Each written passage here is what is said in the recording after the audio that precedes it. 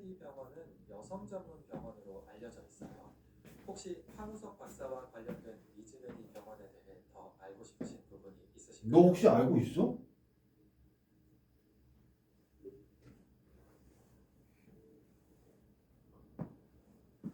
황우석 박사의 줄기세포 연구에 리즈메디 병원이 협력한 것으로 알려져 있어요. 이 과정에서 난자매매 의혹 등 여러 논란이 있었는데 그치. 얘가 각종 진짜 뭐 깜빵에는 안 갔는데 유사 범죄를 많이 저질렀어. 아주 지저분해. 야, 일단 우리는 간단하게 문제를 낼 거야. 인지질 말고 이제 뭐라고 할 거야? 비누 입자라고 할게. 비누하고 인지질은 구조만 다를 뿐 똑같잖아. 비누 입자를 굉장히 다량 물 속에 넣었어. 기본 룰은 극성은 극성끼리, 무극성은 뭐끼리? 무극성끼리 만난다라고 하자. 오케이? 그러면 얘네들이 상당히 극성은 극성끼리 만나고 무극성은 무극성끼리 만나는데 극성과 극성의 반발은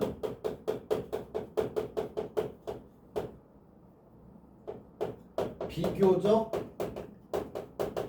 적다. 너무 크지 않다. 라고 하자. 그러면은 물속에다가 비누 입자들을 넣었을 때 가능한 이 공간이 물속에 가능한 모양을 5가지 이상 그리고 설명하세요.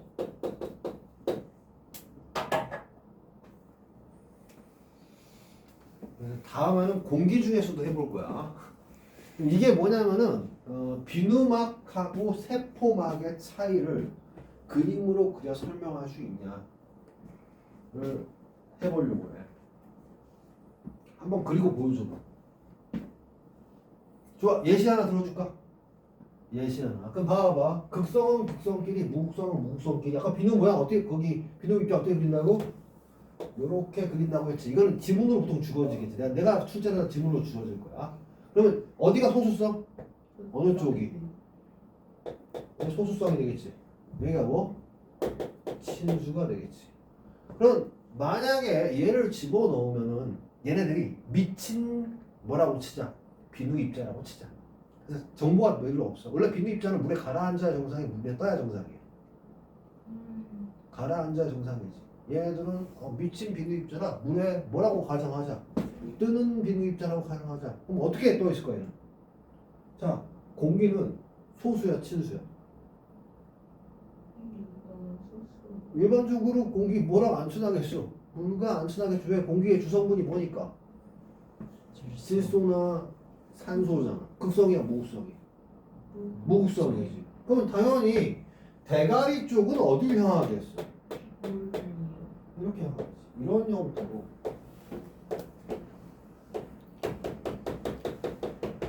분포할 거야. 어디에 떠 있는? 물 위에 떠 있는 모양. 이게 첫 번째 가능한 모양이에요. 실제 실험하면 이런 모양 나올 수 있습니다. 이제 나머지는 어디에 존재할까? 물 속에 존재하겠죠. 물 속에 존재하는 비교적 극성은 극성끼리, 무극성은 무극성끼리 가능한 기하학적 모양을 몽땅 그려봐.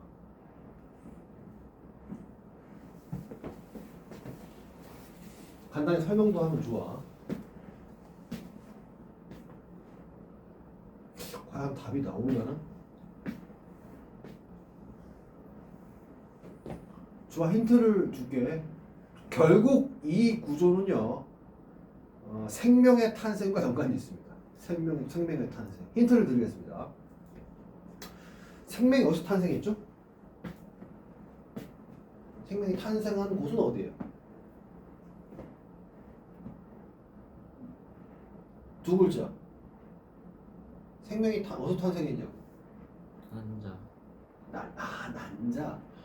그게 아니라 아주 원시적인 물질로부터 생명이 탄생한 곳이 있잖아. 장소.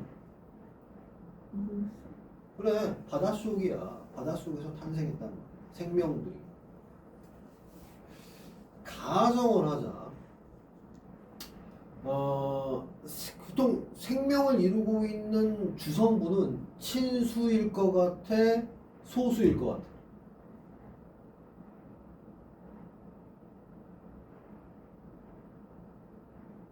진수. 원래 생명을 이루고 있는 대부분의 물질은 친수야. 신수는 생명을 이루고 있는 물질, 대부분, 사람을 이루고 있는 대부분의 물질 뭐로 이루어져 있어? 물로 이루어져 있잖아. 대부분 친수성 물질이야. 한마디로 말해, 물하고 바깥쪽 물이 있어. 만약에 재밌는 일이 벌어진다. 단세포 생물이 있어. 그다음에 바다가 있어. 근데 뭐가 존재하지 않냐면은 세포막이 존재하지 않는다라고 하면은 어떤 일이 벌어지냐? 그때부터는 과학이 아니라 철학이 된다. 왜냐면 세포와 바다가 있으면 중간에 경계가 바로 뭐야? 경계가 막이야. 막이 없잖아. 세포 입장에서 바다가 나인지 내가 바다인지 구분이 안 가. 그 세포 입장에서 야 나는 바다처럼 커. 아니야 나는 어디까지인지 모르겠어. 경계가 없기 때문에 이 경계가 만들어져요. 그러니까 생명이 탄생하냐 탄생하지 않냐의 가장 중요한 기로가 바로 뭐야? 세포막이야. 이 막이 뭐와 뭘 동시에 가진 구조였는데 소수와 친수를 동시에 가진 구조였는데 걔를 갖다가 랜덤하게 뭐하다 보니까 계속해서 막 흔들어 본 거야. 그러면 이게 실제 시험에 얻어지는 거. 이 5가지 이상이 얻어지거든. 기본 룰이. 아까 뭐 가능하다고 했어. 내가 친수는 친수끼리, 소수는 소수끼리 뭉쳐서 표면에 뜨는 거 가능하다고 했지. 물 속에서도 이 기하학적 이 막대 모양을 연결을 해보라고. 연결을 해서 친수는 친수끼리, 소수는 소수끼리 가능한 모양을 만들어봐. 그건 궁극적으로 뭐가 만들어지겠어? 궁극적으로 막과 비슷한 구조가 만들어진다.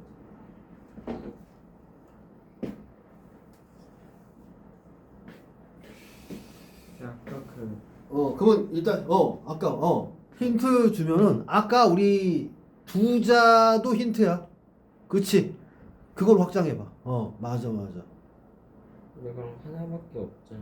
어떻게 5개나 나와요? 5개 넘게 나와. 이거 그냥 이 모양을 구 모양으로 유일한 거 아닌가? 유일하고?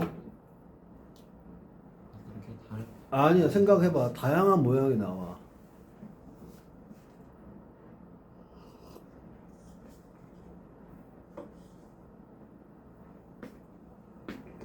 좋아.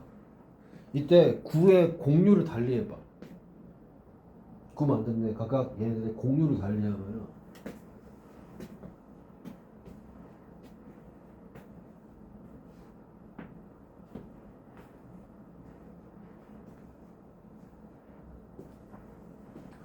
그래, 저기 일단 쓰면은 이 위에 일단 이 모양 가능하고 두 번째 우리가 알고 있는 무슨 구조 가능해? 마이셸 구조는 무조건 썼어야지. 마이셸 구조. 아까 구 구조. 이제 여기서 마이셸에서 확장이 2가지 방향으로 확장이 된다. 하나와 하나. 기하학적으로. 확장을 시켜봐.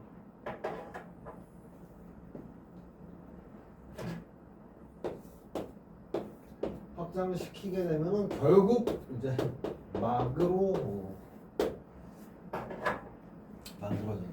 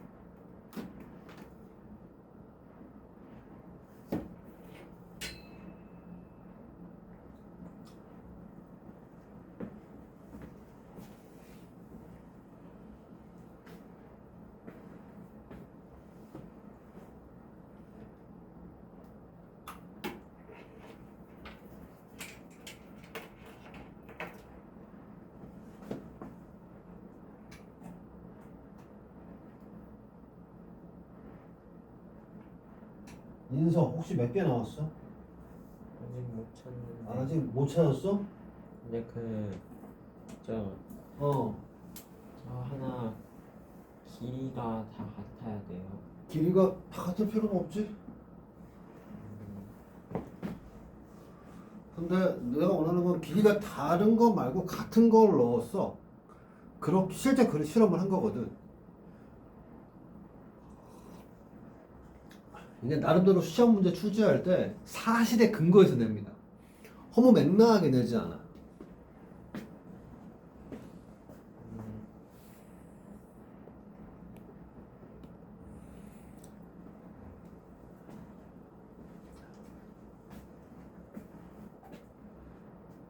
힌트는 극성은 극성끼리 뭉치려고 하고 무극성은 무극성끼리 뭉치려고 한다가 특성이야. 기하학적 구조끼리고.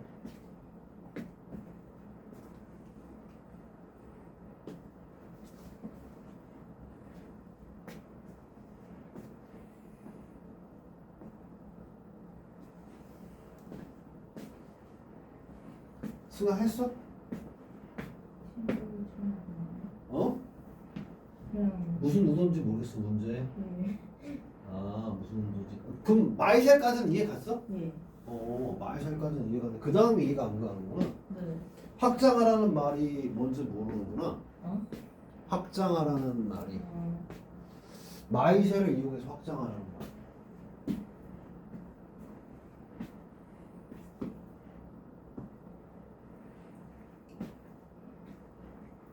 이게 그러면 딱 하나만 힌트를 줘볼까? 그럼 일단 연결해 볼까?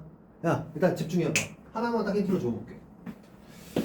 지금 마이셀 구조가 지금 어떤 모양이었어? 구였지. 그럼 이 구를 보면은 얘를 갖다 분석을 해보자. 그럼 얘를 갖다 이렇게 쪼갤 수 있냐? 안쪽은 무슨 부분이고? 소수, 무극성 부분이고 바깥쪽은 어떤 부분이야? 극성 부분이 나눌 수 있어? 여기까지 이해 갔어? 근데 이렇게 지금 이게 사실상은 어떤 모양이었어? 기하학적으로 구였지. 근데 구인데요. 얘를 갖다가 반 쪼갤 거예요. 반 쪼개면 여기에 뭐 나올까? 여기에 반구 있고 여기에 반구가 있겠지. 그럼 그 사이에다가 요거를 갖다가 딱 한 개의 평면이 존재할 수 있냐 없냐? 이게 이렇게 해서 그냥 한 개의 평면이 존재할 수 있어 없어? 있겠지. 그 한 개의 평면을 반과 반 사이에 한 개의 평면을 집어 넣을 수 있냐? 한 개의 평면 가운데가 뭐? 무극성이 바깥쪽이 뭐니까 극성이니까 넣을 수 있겠지. 평면 계속해서 뭐 할 수 있겠어? 이 자리에 집어넣을 수 있겠지. 그러면 뭐가 나오냐면은 얘들을 확장을 하면은 쭉 이어진 곳에 마치 가운데는 봉 모양이 나올 거고 봉 사이드는 뭐가 되겠어? 이 봉 사이드는 반구 모양이 나오냐? 이해가? 한마디로 말해 가능한 모양은 기다란 봉 양 사이드가 뭐로 된 거? 이렇게 반구처럼 되는 기하학적 구조도 물론 이걸 갖다가 선생님 약간 휘면 되나요? 해서 여기도 무한대게 나와. 이게 막 하면 나오니까 모양으로는 이게 봉 모양인데 끝에 반구로 되는 모양이 나온다가 첫 번째 확장. 이제 이걸로 계속 확장을 만들어 봐. 그러면 이 다음에 확장이 나와. 뭐 가능할까?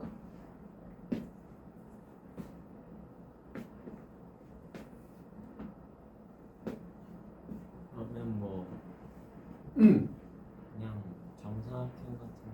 정사각형. 정사각형을 만들기보다 한 글자에 가까워지는데 기하학적 모양은 먹는 거랑 똑같은 구조가 나와요. 도넛. 네, 토러스 구조가 나오죠. 왜냐면 지금 요 반구잖아. 근데 여기를 갖다가 여기 끝에를 갖다가 보면 반구인데 얘네들을 갖다가 쭉 이어서 휘고 조금씩 휠 수 있지. 근데 여기를 갖다가 그 반구로 연결하지 말고 여기가 무극성이고 여기 끝에도 뭐니까 무극성이니까 둘을 뭐 할 수 있겠어? 연결이 가능하지. 그럼 얘를 갖다가 확장을 시키면 얘는 봉에서 무슨 구조로 확장시킬 수 있냐? 토러스, 도넛 구조로 뭐 할 수 있어? 확장시키는 게 가능하다. 이해했어? 무슨 말인지? 그럼 도넛 구조로 확장을 시켰잖아. 그럼 도넛 구조를 갖다가 얘를 그려보면 이렇게 나와. 도넛 구조가 이렇게 나옵니다. 그러면 이런 형식으로 나올 거야.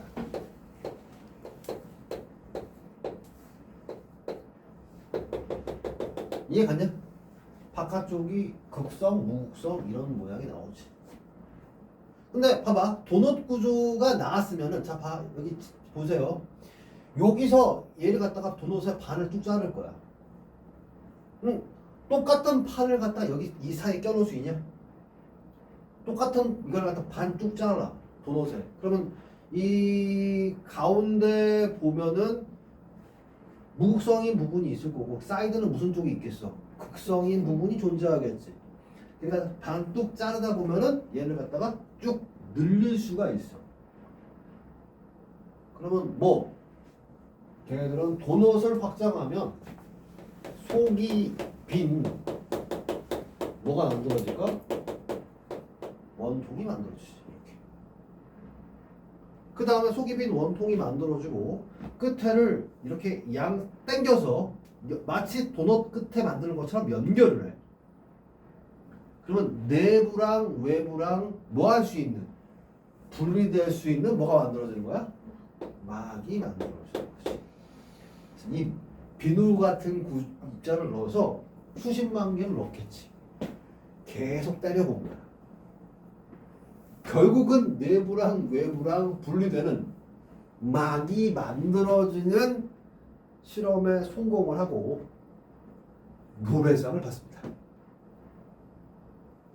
근데 이거에 약간 의심을 한 대학원생들이 넣어보고 계속해서 수십만 번을 했는데 지금까지도 막이 발견된 사례는 한 번도 없어요.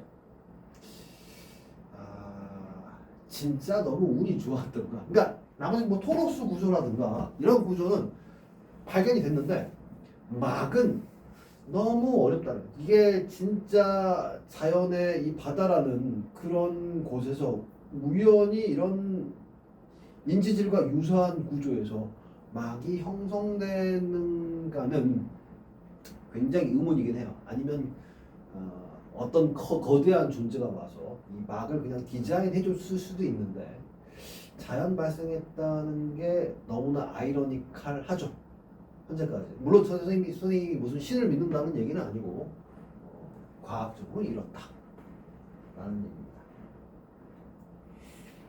됐어요? 그러면 좋아. 여기서는 내가 위로 확장을 했어. 밑으로 확장을 한번 해볼래? 다른 형태의 확장, 똑같은 확장하면 돼. 다른 차원으로 확장을 해봐. 다른 차원 확장으로 막이 만들어지거든요. 생각을 하기 싫군요. 이거 내가 문제를 낼 때 어떻게 하냐면은 그냥 그 과학적 아이디어나 문제에 잘 적응이 되는지 보려고 보통 내는 문제인데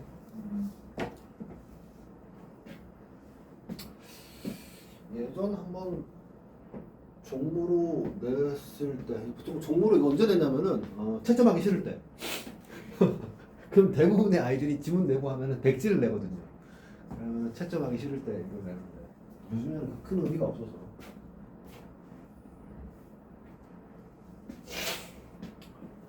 승아 화학은 시험을 잘 봤더라.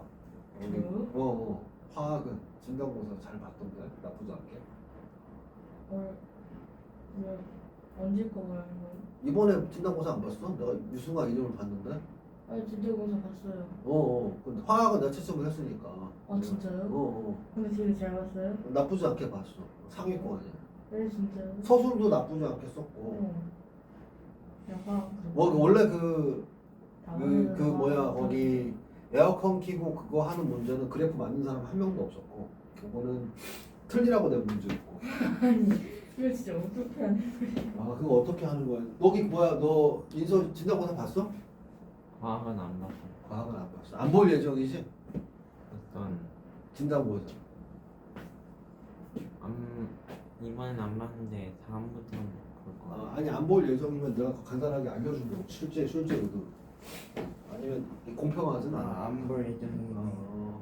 그게 출제 의도는 뭐였냐면은 이번 내가 그 시험 문제 낸 거는 이런 거야. 내 아빠 차 겨울에 타봤지?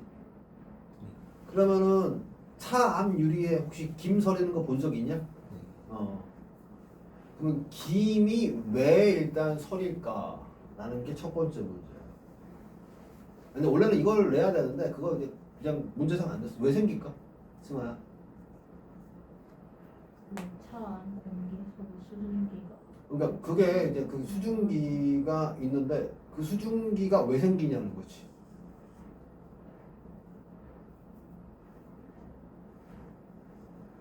김이 서를. 김이 서리는데 수증기가 그럼 김이 서린다는 얘기는 김이 뭐야? 상태로? 맵지. 물방울이잖아. 그 물방울이 어디서부터 왔냐고.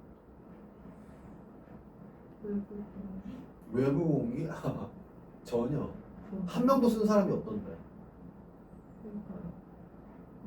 근데 김 서리는 게 그 안쪽 유리에 생겨요, 아니면 바깥쪽? 당연히 안쪽 유리 당연히 생기죠. 안쪽이지. 바깥쪽에는 안 생겨요. 바깥쪽은 그렇네. 눈 오면은 생길 수도. 눈 오면 김이 생긴 게 아니라 그냥 눈이 붙은 거죠. 차 안에 있던 그냥 수증기가 김 서린 거 아니에요? 차 안에 있던 수증기 어디서 오냐고. 문을 열었을 때 잠깐 들어오고. 그 택도 없는 얘기예요.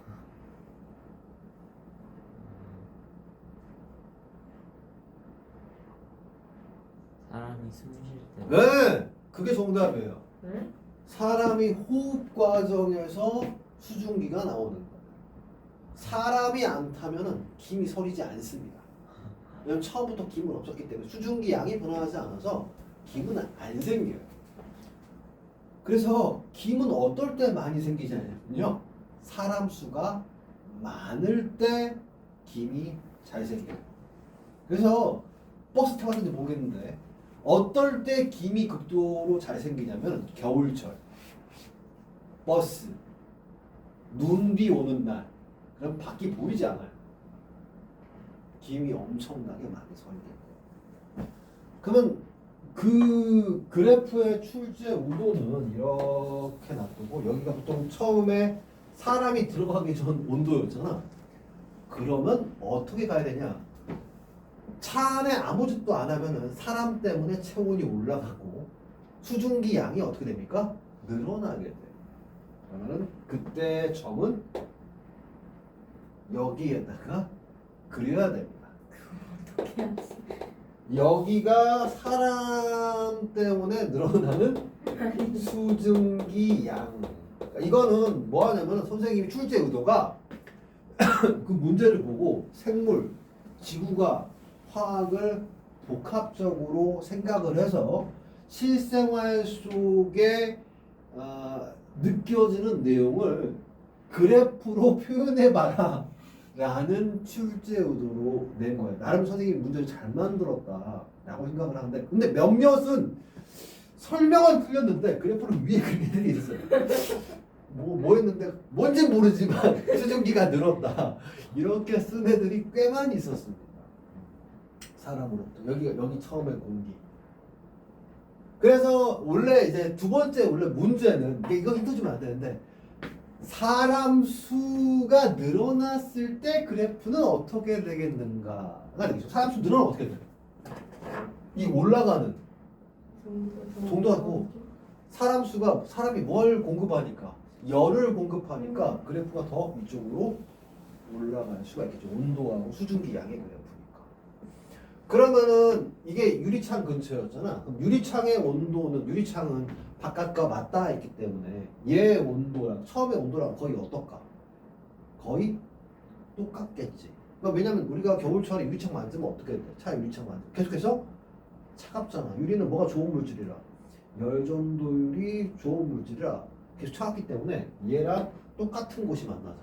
그럼 얘네들이 이렇게 쭉 연결하면은 이 공간, 이 갭만큼이 원래는 수증기였는데 뭐로 바뀌어야 돼?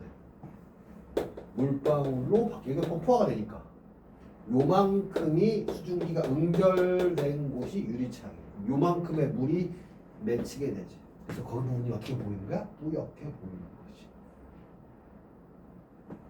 오케이?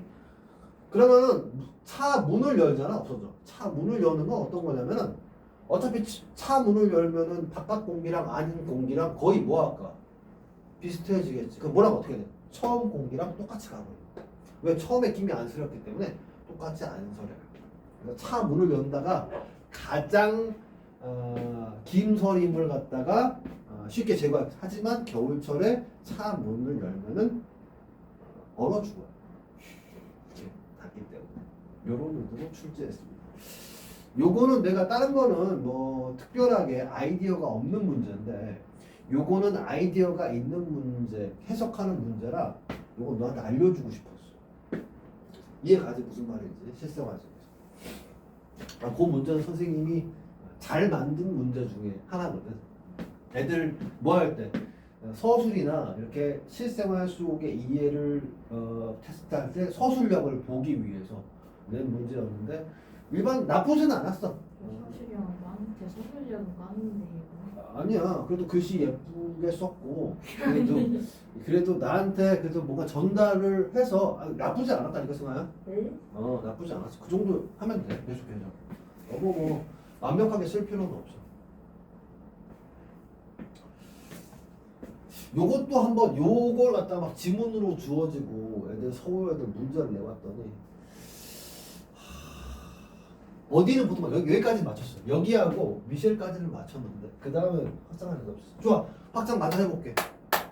아까 뭐부터 확장을 할 거냐면 봉부터 확장을 다시 해볼게. 봉으로 가서 확장을 해볼게. 우리 봉 어떻게 했지 아까? 봉을 갖다가 이렇게 늘려서 뭐 했니? 연결했지. 그럼 뭐 나왔어? 토너스 구조 나왔지.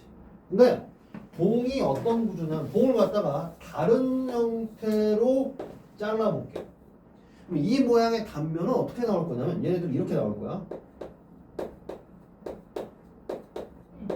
하고 여기 가운데 봉은 어떻게 나올 거야? 이런 형식으로 쭉 뭐 하겠어? 연결되겠지. 근데 이 봉을 갖다가 이렇게 자르지 말고 이렇게 자를 거야. 그럼 이렇게 자른 놈들을 이렇게 계속 연결을 할 거야. 그럼 뭐가 만들어져? 정상은 비슷해. 판이 만들어지겠죠. 판. 이해가? 판 이렇게. 판을 갖다가 조금씩 휘어. 붙여. 속이 비는. 네. 그러면 뭐 만들어져? 속이 빈 원통. 만들어져. 결국 뭐까지? 까지 만들어지죠. 그래서 바로 얘를 갖다가 차원적으로 이렇게 붙이냐, 이렇게 붙여서 늘리나, 아니면 얘네들을 갖다가 이렇게 늘려서 붙이나 뭐하냐? 똑같은 구조. 여기서 딱 뭐만 잘 안 만들어지고 실제 실행할 때 뭐만 잘 안 만들어지고 막만 잘 안 만들어지고 나머지는 다 관찰이 됐어요. 이제 막은 진짜 확률적으로 어때? 너무나 적어. 그게 막 연결까지 되고 중간에 빠지고 막 그래야 되니까 너무나 힘든 구조였어. 좋아. 그러면은 이거는 뭐의 구조였어? 이건 뭐의 구조를 디자인한 구조야? 아니지. 결국 이거는 비누를 이용해서 세포막 디자인을 한 거야. 그래서 이걸 갖다가 실제 세포막은 이게 이 모양이 아니라 다리 2개 그리면 돼. 인지질이니까. 이게 생물 시간에 배우는 세포막이야. 근데 선생님이 인지질로 실험을 할 수 없으니까 뭐로 대신 실험을 한 거야? 비누로 대신 실험을 한 거야. 좋아. 그러면은 문제를 낼게.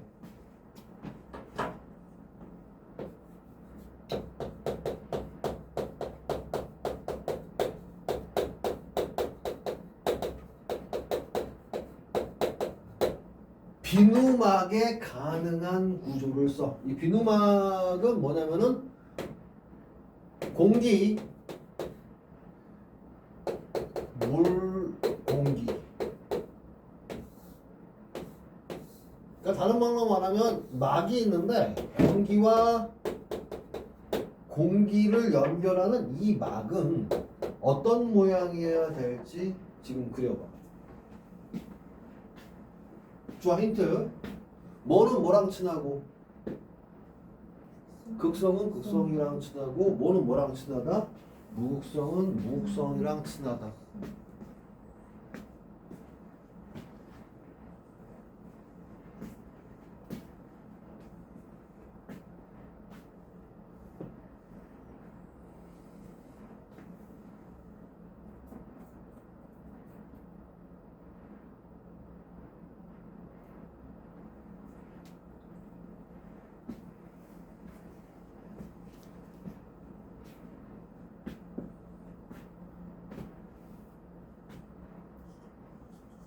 비누막 구조 그려보라고. 비누막 구조.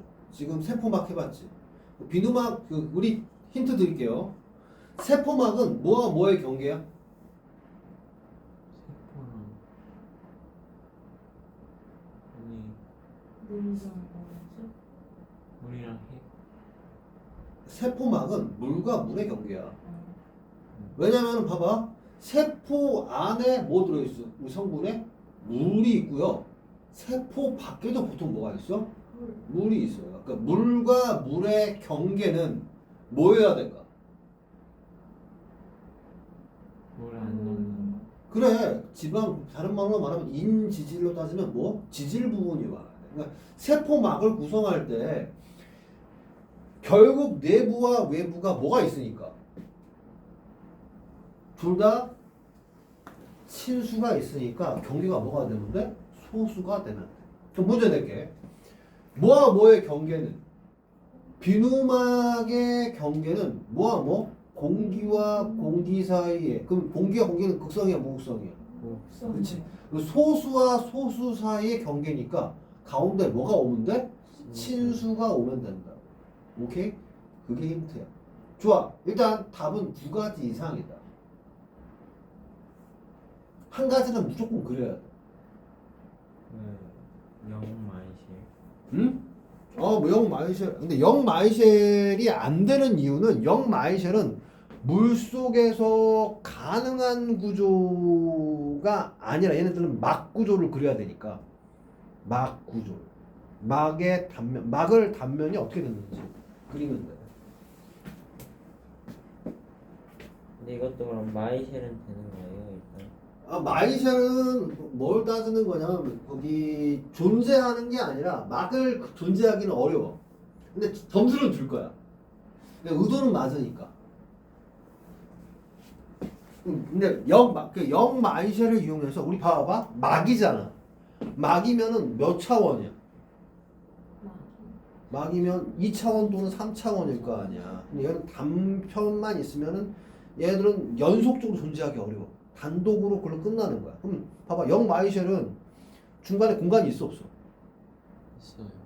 영 마이셸 공간이 있냐고. 영 마이셸만 그리면 없어요. 없잖아. 그러니까 이 영 마이셸은 공간상에서 그냥 가능한 모양이지.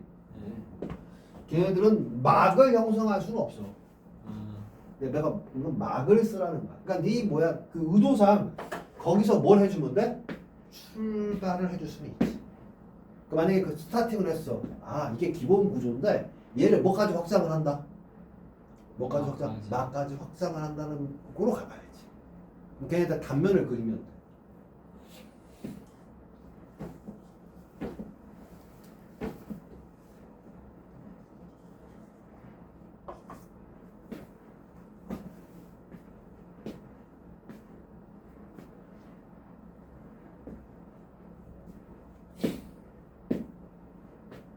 요거를 수업을 해봤을 때 반응이 두 가지야. 그냥 하기 싫다 요런 학생의 반응이 있고 무조건 맞춰봐야겠다라는 애들의 반응이 있어. 이제 좀 경쟁이 붙으면은 막 서로 얘기해서 이거 어때요? 선생님한테 물어보고 하는데 이런 거에 좀 뭔가 맞추고 성취감을 가지면 공부가 재밌고 실제 영재고에 이런 문제가 나왔을 때 맞추는 사람들은 합격률이 매우 높아. 그렸어? 아니야. 하나는 무조건 나와. 여러 개 그리는데 하나는 무조건 그려야 돼. 아니 왜냐면은 우리 막의 단면은 매우 단순해. 이 판 자체가 거의 막이라고 볼 수 있어. 판 자체가 이걸 자른 면이니까 이 판의 일부. 보통 세품막 배울 때 여러분들 거기 인터넷 찾아보면 다 이렇게 나와 있다고. 이렇게 나와 있다. 이거 생물 시간에 다 배우지 않았냐? 이렇게? 이렇게 해가지고 보면 내부랑 외부. 여기가 친수, 소수. 그러면 당연히 이가 물 이렇게 구분했다. 그럼 물 대신에 뭐로 바꾸면 돼? 공기로 바꾸면 되겠지. 그럼 이 부분 어떻게 그리면 되겠어? 우리는 비누니까 어떻게? 이렇게 그리면 되나?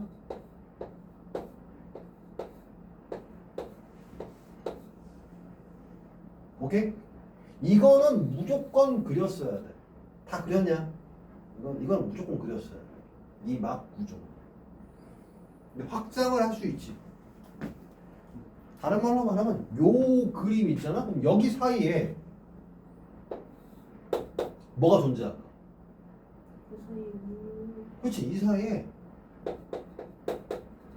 물이 존재해.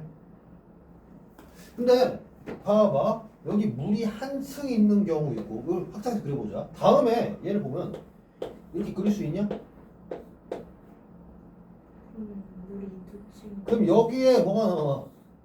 물총 또 나올 수 있냐? 그 다음에 이렇게 그릴 수 있냐? 그러면 기하학적으로 요거는 몇 겹이든 가능할 거 아니야. 중간중간에 물이 들어가지. 그러면 아니 단순한 비누막. 아까 처음에 그렸던 거는 어떤 비누막이 되냐? 얇은 비누막이 되고 이게 확장해서 여러 겹으로 2층이 존재하면 왜 뭐가 돼? 두꺼운 뭐가 되겠어? 비누막이 된다라는 얘기야. 이해 갔어? 그래서 우리 지금 뭐 배우면서 비누를 배우면서 뭐까지 연결해봤어? 세포막까지 연결해봤어. 오케이, 우리 비누 기본 구조를 알겠지? 비누를 뭐로부터 만든다? 세 글자. 지방산으로부터 만들고 지방산은 기본적으로 뭐가 강한 물질이었다? 극성이 강하다? 무극성이 강하다? 무극성이 강했고 무극성이 강한 놈을 뭐로 만들다 보니까 극성이 강한 놈을 만들다 보니까 뭘 가했어? NaOH를 가했고 지방산 나트륨을 뭐라고 불렀다? 비누라고 불렀다. 이 비누라는 놈을 물속에 뭐 해봤더니 녹여봤더니 아주 기본적인 모습으로 기하학적 구조로 존재하는데 가장 기본 구조는 어떤 모양이었다? 구 모양이었죠. 그 모양을 뭐라고 불렀다? 마이쉘이라고 불렀고 그 마이쉘을 확장을 하면은 걔네들 갖다가 중간에 잘랐더니 뭐가 나온다? 원이 있었고 원을 갖다가 계속 잘라 붙여봤더니 뭐에 가까운 모양이 나왔다? 봉에 가까운 모양이 나왔다. 오케이? 그럼 봉을 갖다가 양 끝을 연결해봤더니 뭐가 나오게 되고 도넛 모양이 나오죠. 그러니까 지금 선생님이 이게 전달을 했잖아. 그럼 여러분들이 이해가 가잖아. 여러분들이 나중에 서술을 할 때 이런 형태의 서술을 머릿속에 넣어. 물론 똑같은 내용이 영재고 시험에 나오면은 여러분 의견은 중요하지 않아. 배운 대로 써 그냥. 배운 대로 나한테 배운 대로 똑같이 그냥 쓰면 돼. 여러분 지식이냐 쓰면 돼. 확장을 해서 위로 확장을 해봤고 궁극적으로 뭐가 만들어졌다? 막 만들어진 스토리 쓸 수 있겠죠. 그러니까 얘를 역발상으로 시험 보통 서울 영재가 좋아하는 게 역발상이에요. 역발상으로 말하면 뭐와 뭐의 경계? 지구만이 우주 문제를 내는 거지. 야, 어떤 행성에 갔더니 거기는 행성의 주성분이 뭐가 아니더라.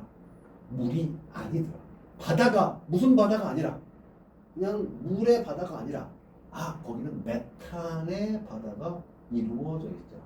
그럼 메탄의 바다로 이루어진 물에서 생명이 탄생했다라고 하면 그 부분의 막 구조는 어떨 것이냐라고 하면 걔네들은 뭐여야 돼?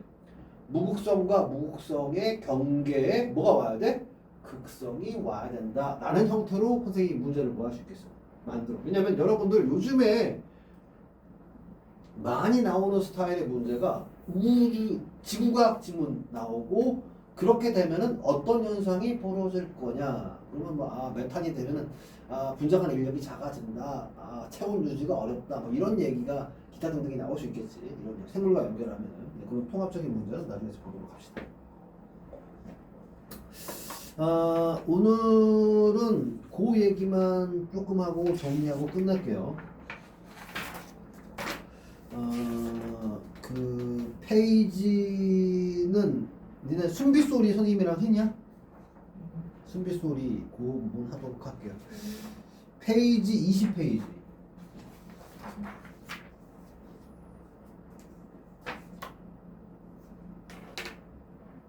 연고를 경고를 했지. 얘들아, 연고를 경고를 하지 않았냐? 불의 얘기 하지 않았냐? 불의? 상어 얘기 안 했어 선생님이? 상어 얘기 해준 것 같은데? 인서야, 상어 얘기 했어 안 했어 선생님이? 상어요? 아니 좀 상어 얘기를 안 했다고? 불의 얘기를 안 했다고? 야이씨, 그럼 그거부터 하자. 이상한 것 같은데? 지금 관련 내용이 어디냐면 마지막 이제 페이지 마지막인데 상어 얘기인데 상어 얘기만 보통 먼저 했을 건데. 연구를 차이점을 잼민이한테 물어보고 이 문제와 관련성을 설명하고. 일단 보통 그거부터 시작을 하거든. 이 아이디어는 잠수부 인형해서 영재고에 여러 번 나왔던 거야. 잠수부 인형. 그러니까 뭐 인터넷 검색해 보면 잠수부 인형이라고 있거든. 아니 누르면 가라앉아. 맞아. 잠수부 인형의 디자인이 두 가지 디자인이 있는데 영재고에서는 설계하라. 뭐 원리를 설명하시고 뭐 뜨거운 물이 좋냐, 차가운 물이 좋냐, 소금을 집어넣으면 어떻게 되냐, 막 여러 가지 다양한 의견으로 보통 출제가 돼요. 근데 그걸 갖다가 뭐로 이용을 한 게 생물로 이용한 게 상어와 일반 물고기예요. 어차피 밀도를 바꾸잖아요. 밀도를 바꾸면 밀도 작아지면 어떻게 됐습니까? 밀도 작아지면 뜨겠죠. 네. 밀도 커지면 어떻게 돼요? 가라앉겠죠. 원래 사람은 물에 넣으면 가라앉아야 정상일까요? 떠야 정상일까요?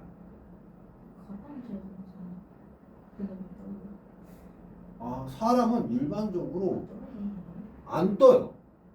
네, 가라앉아야 정상입니다. 기본적으로 사람은 물론 일부 사람은 뜰 수 있어요.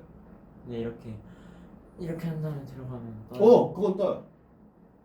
숨을 쉬는 방식에 따라 뜨게 유지할 수 있어요.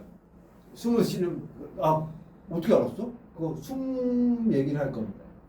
사람의 기본 밀도는요, 팔, 다리, 머리 이 부분은요 밀도가 굉장히 큽니다. 물에 넣으면 무조건 가라앉아요. 그럼 뜨게 할 수 있는 부분이 어디냐? 이 부분이에요. 왜냐면 이 부분이 부피를 바꿀 수가 있어요. 왜? 숨을 크게 들이마시면 이 흉곽 자체의 부피가 어떻게 돼요? 커져요. 그래서 여러분들이 어떻게 되냐면 맞아요. 이게 숨을 크게 들이마시면 요 부분만 뜨고 이제 머리는 가라앉을랑 말랑해요. 나머지는 가라앉아 있습니다. 그래서 숨을 크게 들이마시고 이렇게 가만히 눕잖아요. 그러면은 간신히 떠 있어요. 근데 그 상태에서 숨을 후 하고 내쉬잖아.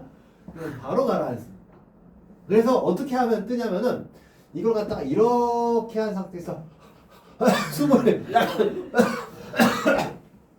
헐떡거리잖아. 그러니까 이거 폐를 크게 이 부분을 흉곽을 크게 유지한 상태에서 조금만 숨을 내뱉었다가 다시 마시고 헐떡 되면은 이렇게 간신히 이렇게 좀 힘들긴 한데 이렇게 떠 있을 수 있어요. 근데 이거 헐떡 되잖아. 그러면 바로 병이 와요. 과호흡 증후군이 와가지고 그때 뇌파 찍으면 간지러고 그럽니다. 정신과에 나와서 군대도 안 갈 수 있어요.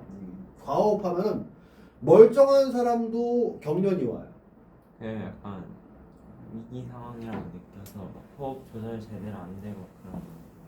그 과호흡은 나중에 뇌가 혼란을 느껴가지고 뇌가 이제 경련을 일으켜요. 뇌파가 막 바뀌고 그럽니다. 그래서 지금 뭐부터 해볼 거냐면 연골 오류하고 경골 오류에 대해서 일단 오늘 좀 하겠습니다. 도널드 이펙트까지 해보죠.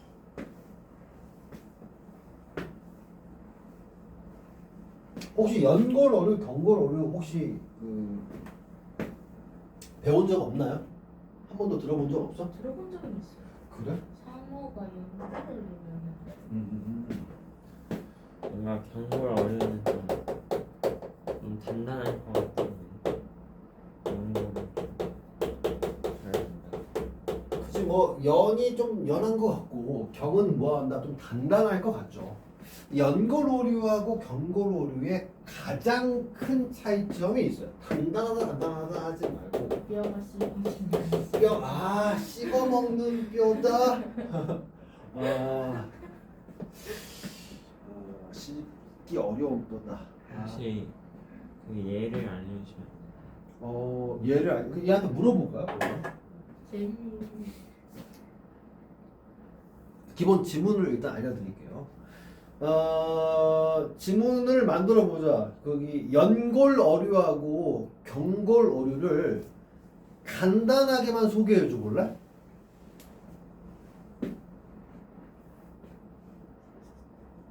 네, 연골 어류와 경골 어류에 대해 간단히 설명해 드릴게요.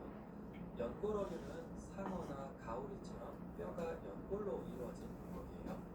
경골 어류는 일반적인 물고기들처럼 단단한 뼈로 되어 있답니다. 혹시 더 자세한 설명이 필요하신가요? 일단 상어와 가오리 같은 종류 연골 어류는 많지 않습니다. 경골 어류는 많이 존재해요. 대부분의 어류가 경골 어류고요. 연골 어류가 유니크한 거예요. 나중에 연골 어류를 이제 물리로 분석을 할 건데 물리로 분석을 해볼 거예요.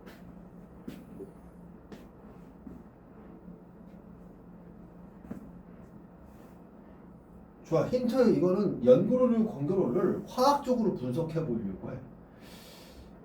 화학의 가장 시험에 많이 나오는 파트가 어디냐면 기체 파트. 응용이 제일 편하거든요.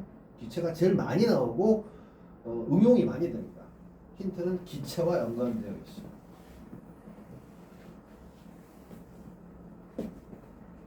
뭘 것 같아?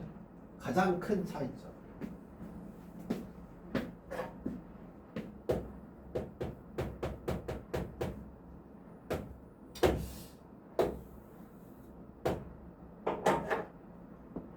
뭐가 있고 없고 하거든요. 폐. 물고기 폐 있으면요. 불에 예, 맞아요. 불에의 영웅입니다. 불에는요, 몸속에 있는 공기 주머니 같은 거예요. 이 공기 주머니에다가 공기를 넣었다 뺐다 할 수 있거든요. 공기를 넣으면 어떻게 돼? 사이즈가 커지고요. 공기를 빼면 사이즈가 작아집니다. 예를 하나 해보죠. 경고류가 대부분인데 물고기가 이렇게 있고요. 여기에 공기 주머니, 불에가 있고, 불에를 키우면 물고기가 커집니다.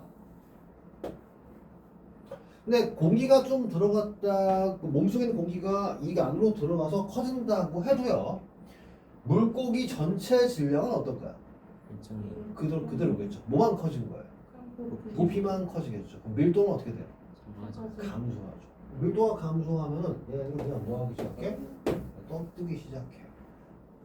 그래서 얘가 뜨다 보면 적당한 밀도를 조절하게 되면 그 높이, 걔네들이 그 밀도랑 똑같은 위치에 존재하면은 아무런 노력을 하지 않아도 그 장소에 그냥 머무를 수가 있어요. 그러니까 무슨 조절을 수심 조절을 뭐로 하니? 불회로 합니다. 근데 이 불회가 있으면 좋은 점도 있고 나쁜 점도 있어요. 그럼 수심을 갖다가 유지하고 나 가만히 있을래 라고 할 때 그냥 뭐 하지 않아도 지느러미 같은 거 움직이지 않아도 같은 수심에서 뭐 할 수 있어? 가만히 있을 수가 있어요. 근데 상어는요 바닷물보다 밀도가 훨씬 큽니다. 헤엄 안 치면 가만. 예! 헤엄 안 치면 심해 상어가 돼요. 가라앉아요. 그래서요 상어 같은 경우에는 불회가 없기 때문에 그 동남아시아에서 상어 사냥을 해요. 상어 사냥을 하는데 전부 다 상어 사냥에 쓰지 않고요. 상어 지느러미만 자른 다음에 상어를 그냥 바다에 풀어놔요. 그 상어 어떻게 될 것 같아요? 가라앉아. 가라앉은 다음에 회복이 안 돼요. 가라앉아서 헤엄을 못 치다 보니까 사냥하는 동물이 상어인데 사냥 당하게 돼요. 왜? 움직임이 없으니까. 그러면 그 상어는 굉장히 고통스럽게 죽습니다. 그래서 혹시 유튜브나 다큐멘터리 찾아보면은 동남아시아의 상어 사냥 이런 거 치잖아요. 그러면 그 이런 상어 얘기가 나와요. 사냥에 대한 얘기가 나와요. 왜 굳이 잔인하게 하는 거예요? 아니 걔네들은 그 상어의 샥스핀이라고 하는 부분만 요리로 팔기 때문에 나머지 부위는 이게 조그만 배에서 감 나가는 부위만 챙기고 나머지 부위는 버리는 거야. 상어 사냥에서. 필요가 없는 게 아니라 나머지는 싸게 팔리고 상어 지느러미만 비싸게 팔리니까 그것만 이렇게 하는 거지. 동남아시아에서 상어 뭐 이렇게 하는데 그래서 상어에 막 씨가 말랐었지. 그래서 그런 걸 다큐멘터리로 해서 상어 막 사냥하는 장면이 나오더라고. 막 거기 댓글로 다녀요. 야, 니네들은 이 사진 찍는 애들 뭐 했냐? 상어 사냥 막지 않고 막 이러면서 막 거기 논란을 막 하는 그런 내용들이 나오더라고. 근데 그러면은 상어가 불회가 없어서 나쁜 점만 있냐? 뭐한 점도 있다. 좋은 점도 많아요. 단지 무슨 측면만 나쁘냐면 에너지 효율적인 측면만 나쁘고 그럼 에너지 효율이 나쁘잖아? 그럼 뭐 하면 될까? 에너지 효율이 나빠. 체력이 좋은. 체력이 좋다? 다른 얘기 뭐? 많이 먹으면. 네, 많이 사냥 성공률이 높아서 많이 먹으면 돼요.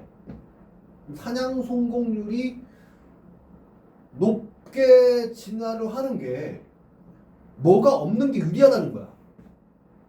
불회가 없는 게 유리하다는 거야. 한번 생각을 해보자. 불회가 있는 경우 생각해보자. 불회가 이렇게 있어요. 상어가 밑에서 쫓아옵니다. 보통은요, 이것도 영주가 한번 나온 적이 있는데, 어안렌즈라고 해가지고, 물고기 눈은요, 이 어안렌즈 집에서 거의 360도를 다 볼 수 있는 눈을 가지고 있어요. 근데 밑에 쪽은 잘 못 보는데. 하여간, 물고기가 이렇게 상어가 왔다고 칩시다. 물고기가, 레이더가 눈깔이 많이 좋아서, 모든 방향을 뭐 한다? 다 볼 수 있다라고 가정을 하죠. 상어가 밑에서 올라왔어. 얘 입장에서 놀라겠지. 이 경고로기 때문에. 놀란 애가 어떻게 되냐? 얘가 위로 올라갈 거야. 바닷속에서 얘들이 수심 한 100m에 있다가 50m로 갑자기 올라옵니다. 그러면요, 불에 뭐가 들어있는데? 공기가 들어있는데요. 공기가 들어있는 데에서 100m는 혹시 기압이 얼마인 줄 알아요? 100m는 기압이 11기압. 11기압이죠. 50m가 되면 몇 기압이에요? 6기압이죠. 그럼 약 몇 기압 정도, 몇 배 정도 기압이 변하게 돼요? 2배 정도 변하게 되면 불에가요 2배 사이즈로 커져요. 한번 커지다 보면 밀도가 작아지니까 가속도가 붙어서 위로 올라가게 되는데 얘네들이 커지고 더 커지고 더 커지고 합니다. 그럼 결국 불에가 뭐 할 수 있어? 네, 터져요. 그래서 보통 낚시를 하러 가잖아요. 깊은 곳에 있는 물에 뭐를 꺼내면 물고기를 이렇게 꺼내잖아요. 뭐 가끔 기절해 있는 물고기나 이상하게 입에 하얀 게 튀어나온 물고기를 볼 수가 있어요. 뭐가 터진 물고기야? 불에가. 그러니까 우리 강제로 경고를 잡았는데 위로 수심을 갖다가 딱 올리다 보니까 기체가 뭐해서? 팽창해서 터져요. 사람도 똑같아요. 사람도 만약에 물에 참 이게 문제인데 지금 문제가 어떤 문제였냐면은 20페이지에 스쿠버 다이버들이 잠수해서 한참 동안 작업 후 다시 올라올 때 숨 쉬는 방법이 그 문제인데요. 사람은 이 안에 불의 대신에 뭘 가지고 있어요? 폐를 가지고 있죠. 그러면 얘들 폐를 가지고 있는데 갑자기 뭘 만났어? 상어를 만났어. 상어 너무 무서워. 나 수심에서 뭐 할래? 올라갈래? 라고 합니다. 너무 무서운 나머지 숨 쉬는 걸 까먹었어. 그러면 무슨 교환이 없어? 기체 교환이 안 생기겠지. 갑작스럽게 폐의 압력이 어떻게 돼? 감소하지. 폐의 사이즈가 어떻게 돼? 커져. 폐 어때? 터져. 재밌는 일이 일어나지. 그럼 그래서 숨을 안 무조건 쉬어야 된다고 했었던 거야. 그렇지. 숨을 안 쉬면 안 돼. 그러면 얘는 숨을 들이마시는, 만약에 완전 숨을 내쉬기만 해도 문제가 생기니까 뭐하니? 들숨과 날숨이 있을 거야. 그럼 우리가 올라올 때 어떻게 하는 게 좋냐는 거지. 들숨량과 날숨량을 비교했을 때 어떤 양을 더 많이 해야 돼? 날숨. 그렇지. 날숨량을 더 많이 해야지 폐가 뭐 하는 걸 막을 수 있다. 터지는 걸 막을 수 있다. 그럼 선생님이 이 문제 이거랑 이걸 갖다가 지문으로 같이 만들어 놓고 문제를 계속 엄청나게 많이 만들어 놓은 이유가 이걸 갖다가 뭐로 생각해 보자. 사람일 때는 어떻고 어류일 때는 어떨 때 얘를 보일의 법칙에 적용해 보자라는 취지로 출제한 거야. 내용 이해가 어떤 얘기인지. 좋아. 그러면은 상어라는 놈 있지. 상어라는 놈이 걔네들은요 뭐로 움직이느냐면은 그냥 지느러미를 흔들어서 움직입니다. 좋아. 일단 여러분들이 지금 요 얘기만 일단 써봐. 좀 내용이 계속 어려워지니까 물고기가 헤엄쳐서 추진하는 원리를 한번 적어봐. 구체적으로.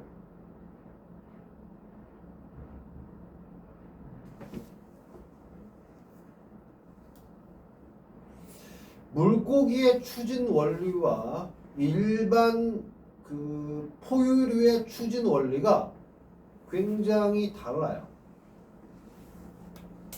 그냥 지느러미 헤엄치면 지느러미 헤엄치면 가는데 그걸 갖다가 논리적으로 설명해 보라고.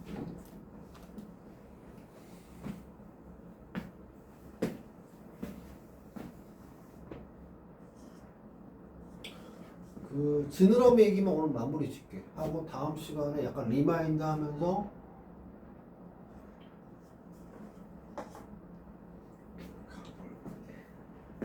우리 다음 주 수업 할 수 있을라나? 오늘이 마지막 수업 아니야? 다음 주 11월 3일 때 수업 안 한다고 인터넷에서 들었는데. 그랬어?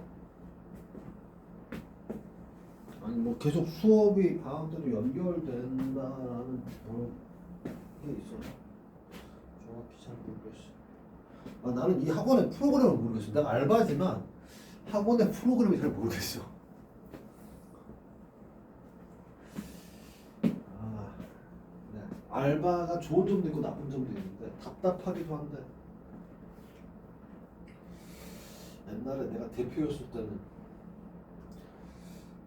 내년도 했는데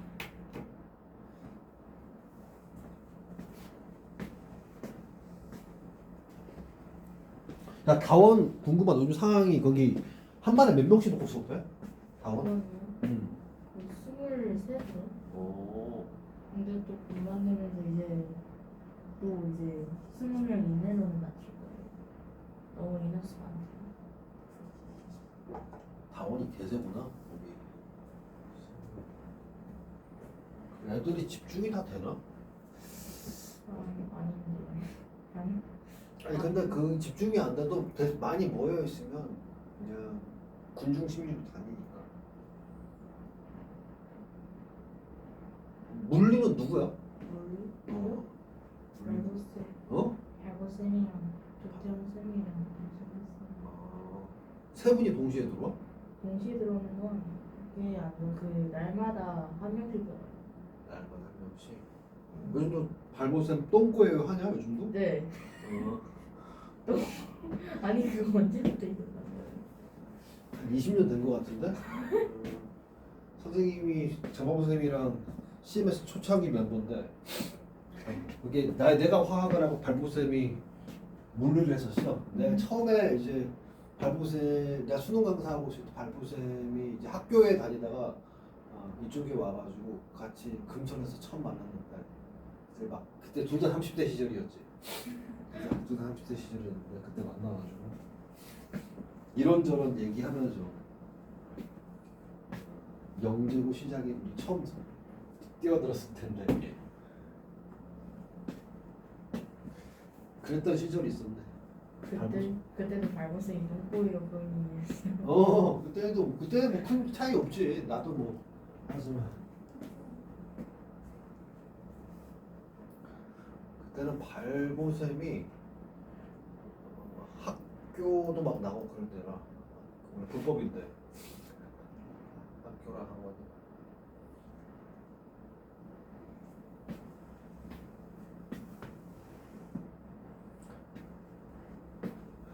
야 일단 요 얘기 해볼게. 지금 딴 얘기가 나와가지고 거기 발보쌤 얘기를 했네.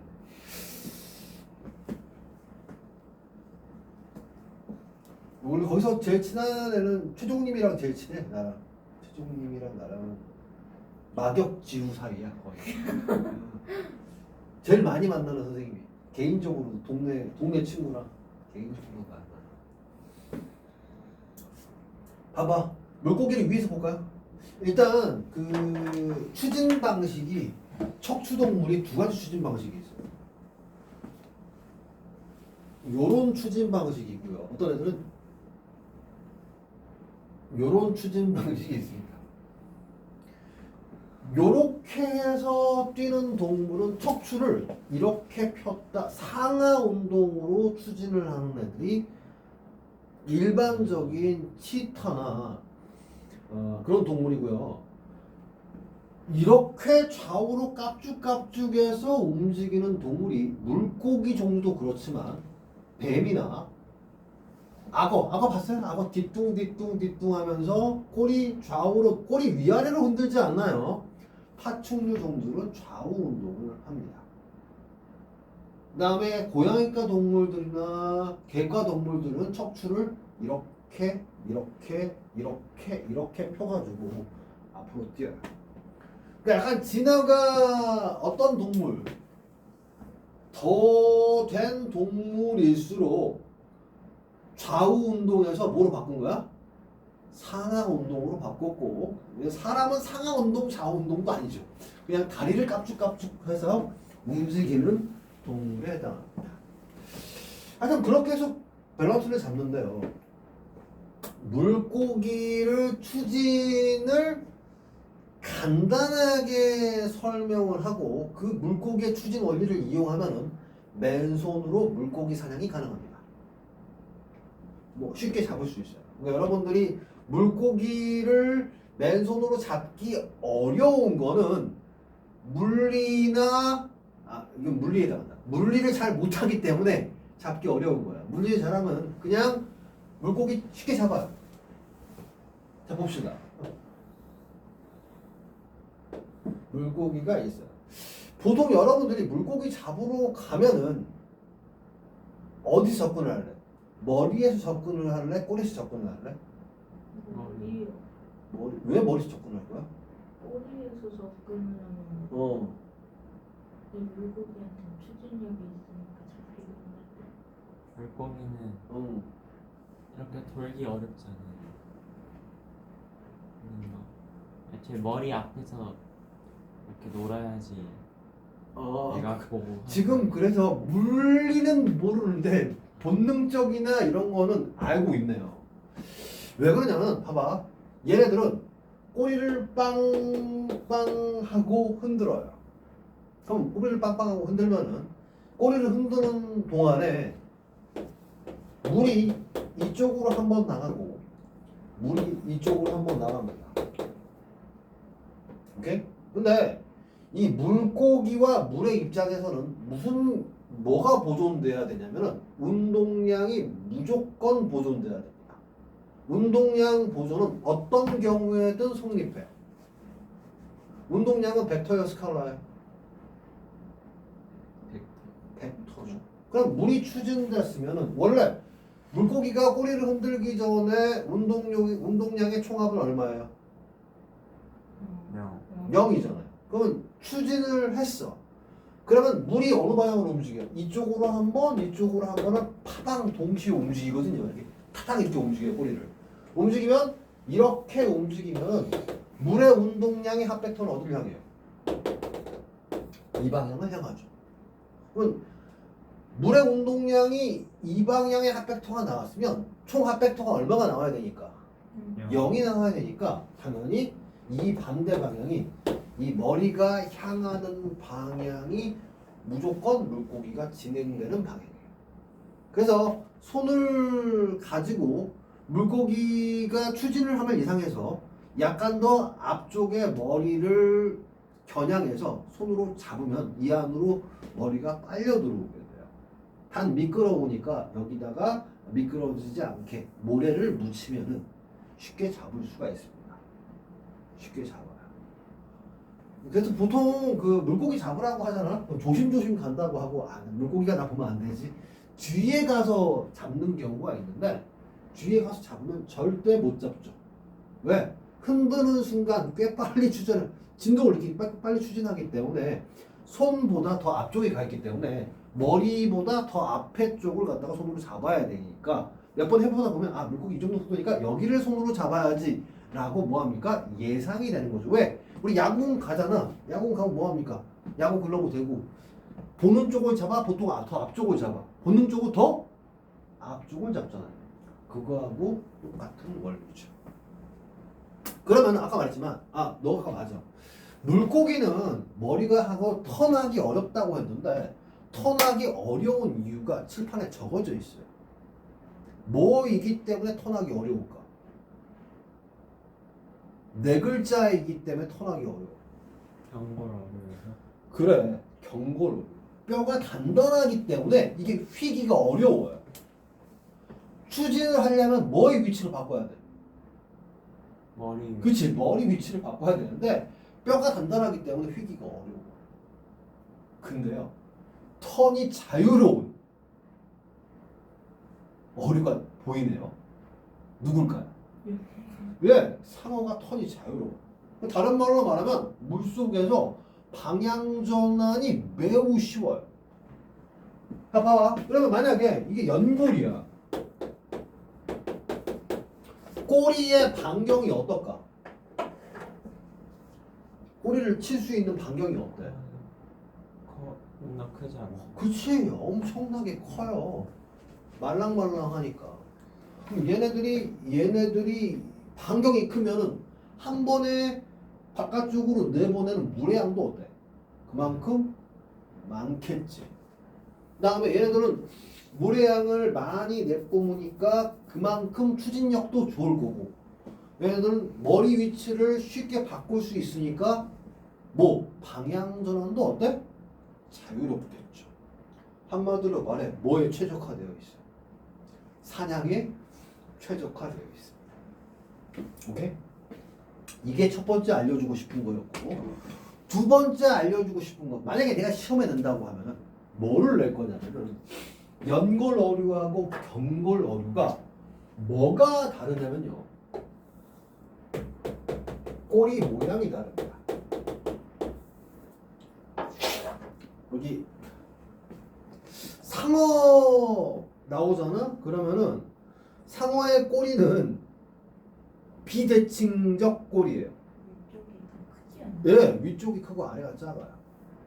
그 다음에 경고로류는 위아래가 대칭입니다. 다른 말로 말하면 이거 그림을 그릴게. 상어는 꼬리가 어떠냐면은 이렇게 되어 있고 아래는 조그매요. 크게 그립시다. 이상한데.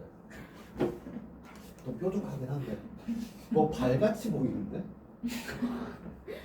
하여튼 크고 어떻다? 작다. 그러면 아래는 거의 없다시피 해요.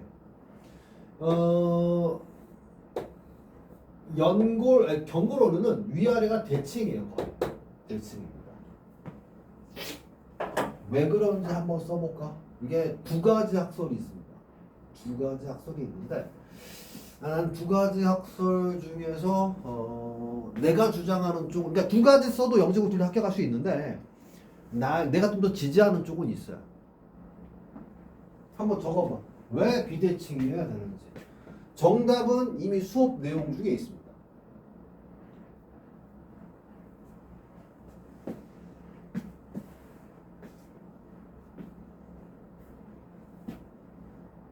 자, 힌트 들어가면 베르누이 원리가 들어가요.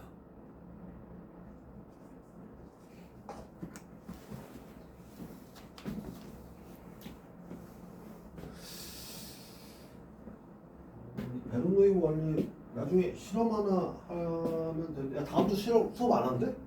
어떻게 된대? 그것까지는 모르겠는데 모르겠어. 지금 차영쌤 관련해서 그런데 화학은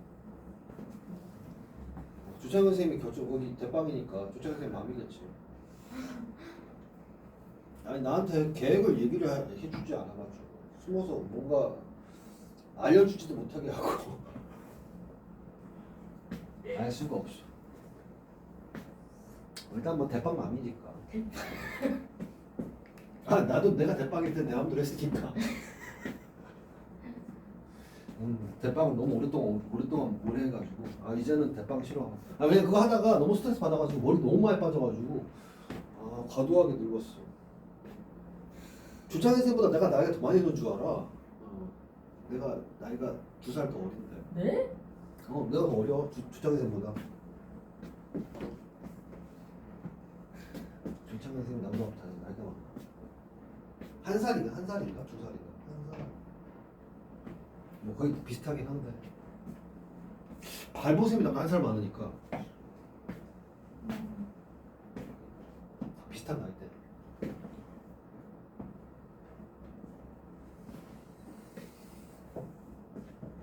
야 일단 그건 알아? 일단 요 자세한 얘기는 나중에 할 거고 베르누이의 원리는 유속이 빠르면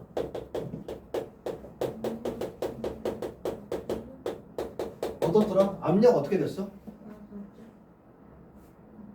압력은 낮아요. 압력이 낮아진다. 이거는 나중에 화학으로 설명을 해주긴 할 건데 수식 없이 왜 그런지 설명을 해주긴 할 건데 이거는 그냥 알고는 있지. 그럼 자 봐. 이렇게 존재하는데 그럼 여기 꼬리를 흔들 거야. 꼬리를 흔들 거야. 그럼 상대적으로 꼬리가 흔들면은 원래 없었던 유속이 생겨요. 이해 가나? 그러면 꼬리가 크면은 여기에 이제 유속이 생길 거야. 꼬리가 큰 쪽이 유속이 빠르냐, 꼬리가 작은 쪽이 유속이 빠르냐. 이제 물을 갖다 흔들어서 유속을 만들어. 큰 쪽이 더 빠르죠. 그럼 유속 빠르게 돼. 그러니까 약간 그럼 유속 빠르면 여기 압력이 어떻게 될까? 낮아져요. 저압되지. 상대적으로 고압이야. 그러면 물의 흐름이 생기겠지. 어디로 흐름이 생겨? 이 아래에서 위로 물의 흐름이 생겨. 아, 그럼 원래 뭐하냐? 꼬리를 흔들기 전에는 중력하고 부력의 평행에서 뭐가 크냐? 중력이 커가지고 가라앉으려고 하는데 꼬리를 흔드는 순간 그 힘을 뭐하니? 상쇄할 수가 있어요. 나는 이쪽을 지지한다. 근데 물리적으로 딱 맞아 설명이. 근데 물론 이거 상어한테 물어봐야지. 상어 너 꼬리 왜 그따위로 생겼냐라고 물어봐야 되는데 근데 그때 실제 실험을 해서 해봤더니 흔드니까 거의 수평이 유지가 되고 무거운 게 가라앉지 않고 그 수심을 유지를 했어요. 그 과학적으로 근거가 있지. 아니면은 또 다른 학설이 있어요. 상어가 이제 좀 쉬어야 될 거 아니야. 나 밑으로 내려갈 거야 라고 좀 쉬려고 내려갔어. 그러면 꼬리를 좀 안 움직이고 있어. 그럼 어디로 갈까? 밑으로 가겠지. 그럼 밑에 갔더니 여기에 각종 뾰족뾰족한 돌이 있어. 그럼 뾰족뾰족한 돌이 있는데 만약에 위아래가 대칭이 되어 있는 지느러미가 크다라고 하면은 지느러미를 바닥에서 막 흔들었어. 그럼 지느러미가 뭐랑 부딪힐까? 돌이랑 부딪히겠지. 지느러미가 풍화작용이 일어나네. 아니 이거는 지구학적 표현이고 뭐 그렇게 이거는 그냥 농담삼아 하는 거야. 풍화작용이 일어나네. 내 지느러미 없어졌네. 하다 보니까 밑에 지느러미는 없어지고 위에 지느러미는 뭐였다? 남았다. 그래서 상어 입장에서는 지느러미를 보호해야 되니까 아래는 쓰지 않고 뭐만 남았다? 위만 남았다라고 주장하던 생물학자들이 있어요. 논리적 근거가 조금 부족합니다. 난 이런 책을 봤는데 일단 덮어버렸어요. 좀 짜증이 나가지고. 그래서 물론 둘 다 써도 됩니다. 둘 다 뭐는 있어. 논리적 근거는 있어. 근데 나는 어느 쪽을 좀 지지한다? 위쪽을 좀 지지. 어차피 여러분 생물 이게 할게. 미안. 여기 근데 생물 지구과학적 문제가 나오면은 물리학적 설명한 문제가 나오면은 뭐를 써도 영재고에 합격한다. 특히 서울 입장에서. 다만 뭐가 문제야? 논리성의 문제야. 알겠니? 논리성의 문제인데 조금 허무맹랑한 내용보다는 좀 논리적 근거가 있는 물리화학적 내용을 쓰기 바래. 요 내용은 내가 출제 입장이라고 하면 이런 문제를 내겠어. 라고 내본 거야. 이거는 역시 세 개를 합친 거야. 뭐 생물하고 물리하고 화학 내용, 보일의 법칙까지 합쳐서 출제를 해본 거야. 다음에 혹시 수업을 하게 되면은 뭐를 할 거냐면은 도널드 덕 이펙트하고 그 숨비 소리 이런 내용들, 그다음에 도플러 효과, 돌고래 얘기 이런 얘기들을 조금 진행해 볼까 해요. 하여튼 1시까지 아니에요? 1시까지? 아닌데? 우리 수업이 9시 반에 원래 시작을 해서 12시에 끝나는 거였고 오늘은 조금 늦게 시작해서 12시 반 10시에 시작. 근데 우리가 지금 수업은 성화 같은 경우는 이미 수업을 3시간 했어요. 3시간. 그래도 2, 3 3시간 계속 왔는데. 예, 수업을 왜냐면은 우리 인서가 늦게 와가지고 원래 3시간이에요? 아니 원래 2시간 2시간 반이면 원래 네가- 2시간짜리 수업인데 선생님이 항상 30분을 더 했어. 2시간 반인데 이게 늦게 와가지고. 여기 우리 승아가 일찍 오늘 원래 10시부터 시작하기로 했었는데 일찍 왔어. 승아가 그래 9시 반에 온 김에 수업하자 하고 시작을 한 거야. 오늘 승아랑 어제 통화해가지고 승아 혼자 온 줄 알고 10시 하자고 했는데 9시 반에 시작하게 된 거야. 그냥 어쩌다 보니 그냥 9시 반에 와. 근데 다행이야. 그래도 우리 승아가 졸다가 아예 모르는 내용, 흥미있는 내용 나오니까 좀 집중하네. 아이.